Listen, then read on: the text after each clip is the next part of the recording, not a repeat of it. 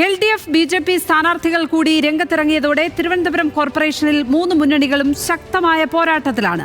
അവശേഷിക്കുന്ന സ്ഥാനാർത്ഥി പ്രഖ്യാപനം നാളെയോടെ പൂർത്തിയാക്കുമെന്ന് മുന്നണികൾ വ്യക്തമാക്കി. കോഴിക്കോട് കോർപ്പറേഷനിൽ BJP ആദ്യഘട്ടമായി 45 സ്ഥാനാർത്ഥികളുടെ പട്ടിക പുറത്തിറക്കി. തൃശൂരിൽ BJP കോർ കമ്മിറ്റി യോഗത്തിന് ശേഷം പ്രഖ്യാപനമുണ്ടാകുമെന്ന് സുരേഷ് ഗോപി. കോട്ടയം അതിരമ്പുഴയിൽ മുൻ UDF നേതാവ് LDF സ്ഥാനാർത്ഥിയായി രംഗത്തെത്തി. മലപ്പുറത്ത് വെൽഫെയർ പാർട്ടിയുമായി ധാരണയുണ്ടെന്ന് ലീഗ് നേതാവും MLA-യുമായ അബ്ദുൽ ഹമീദ് വ്യക്തമാക്കി. ും മുതിർന്ന നേതാക്കളും അടങ്ങുന്ന LDF സ്ഥാനാർത്ഥികൾ രംഗത്തിറങ്ങിയതോടെ തിരുവനന്തപുരം കോർപ്പറേഷനിൽ വീണ്ടും പ്രചാരണ ചൂട് ഉയർന്നു. പരമാവധി വോട്ടർമാരെ നേരിട്ട് കണ്ട് വോട്ടുറപ്പിക്കാനാണ് ശ്രമം.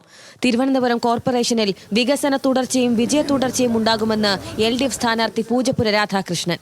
നമുക്ക് ഇവിടെ ഒരുപാട് കാര്യങ്ങൾ ഒരു തുടർച്ച തീർച്ചയായിട്ടും ഉണ്ടാകുമ്പോൾ അതിനൊരു പ്രത്യേക ഒരു അനുഭൂതി ഉണ്ടാവും. തീർച്ചയായിട്ടും വികസനം പൂർത്തിയാക്കാൻ ആ തുടർച്ച വേണമെന്ന് തീർച്ചയായിട്ടും വേണം.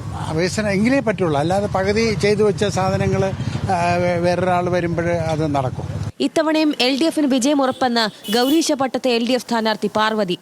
പാർട്ടി അങ്ങനെ വിശ്വാസം ഏർപ്പിക്കുന്നു എന്നുള്ളത് വളരെ സന്തോഷമുള്ളൊരു കാര്യമാണ്.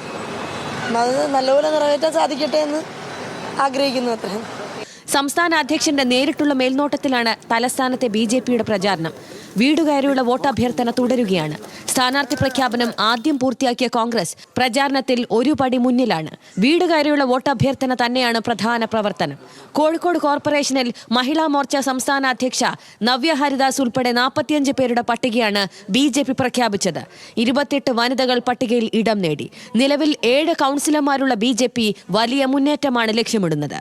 കോഴിക്കോട് UDF-ന് തലവേദനയായി ചാലപ്പുറം ഡിവിഷൻ സീറ്റ് വിഭജനം തുടരുകയാണ്. CMPക്ക് സീറ്റ് നൽകിയതിൽ പ്രതിഷേധിച്ച് ചാലപ്പുറം കോൺഗ്രസ് മണ്ഡലം പ്രസിഡന്റ് P. അയ്യൂബ് ഉൾപ്പെടെ 16 പേർ ഔദ്യോഗിക സ്ഥാനങ്ങൾ രാജിവെച്ചു. നേതൃത്വം ധിക്കാരപരമായി പെരുമാറിയെന്ന് P. അയ്യൂബ് ന്യൂസ് മലയാളത്തോട് പറഞ്ഞു. കോൺഗ്രസ് കാലങ്ങളായി മത്സരിച്ചു വരുന്ന സിറ്റിംഗ് സീറ്റ് നമ്മളെ ആരും ഈ വാർഡ് പ്രസിഡന്റോ മണ്ഡലം പ്രസിഡന്റോ അറിയാതെ CMPക്ക് എന്താ പറയുക 4 ആൾ കൂടിയിരുന്ന് വട്ടമേശ സമ്മേളനം നടത്തി അവർക്ക് ഇഷ്ടം പോലെ ദാനം ചെയ്തതിലാണ് നമ്മളെ പ്രതിഷേധം. തീരുമാനമാണ് അറിയേണ്ടത്. CMPക്ക് വിട്ടുകൊടുത്തു, ഇല്ല CMP ഇല്ല, നമ്മൾ തിരിച്ചെടുത്തു എന്നുള്ളതാണ് വേണ്ടി. ചർച്ച എന്നാൽ ബാർഗനിങ്ങിന് ഞങ്ങളില്ലല്ലോ. മലപ്പുറത്ത് വെൽഫെയർ പാർട്ടിയുമായി ലീഗ് ധാരണയിലെത്തിയിട്ടുണ്ടെന്ന് MLA മുതിർന്ന നേതാവുമായ P. അബ്ദുൽ ഹമീദ്.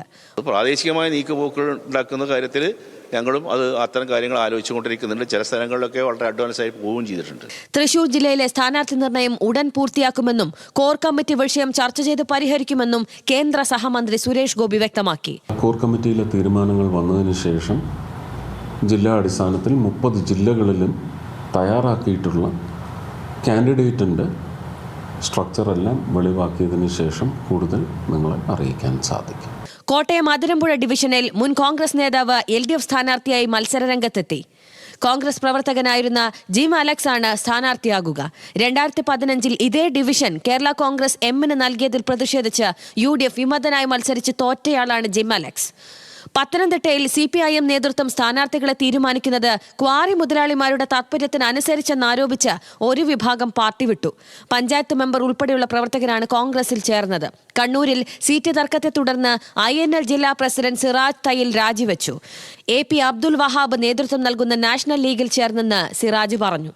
കണ്ണൂർ ജില്ലാ പഞ്ചായത്ത് സീറ്റ് വിഭജനം LDF പൂർത്തിയാക്കി. 25 സീറ്റുകളിൽ 16 CPIM മത്സരിക്കും, 3 CPI-യും മത്സരിക്കും. വിവിധ ബ്യൂറോകൾക്കൊപ്പം ന്യൂസ് ഡെസ്ക്, ന്യൂസ് മലയാളം.